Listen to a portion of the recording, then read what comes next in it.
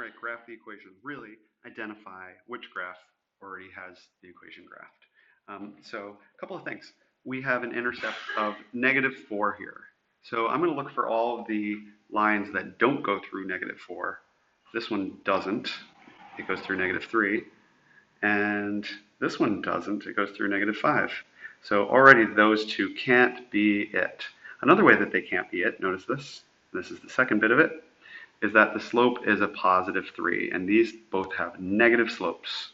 So, oh, I'm sorry, actually, I was eliminating C, but I should be eliminating A. A has a positive slope, but it doesn't have the right intercept.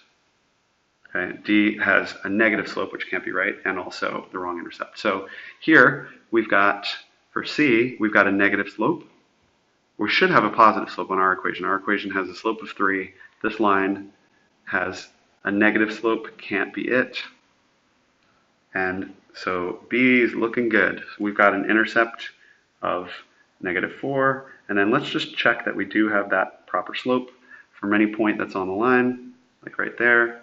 We rise 3, run 1, we should get back to the line, and we do. So B is our answer. Slope of -4, I'm sorry, slope of 3, y-intercept of -4.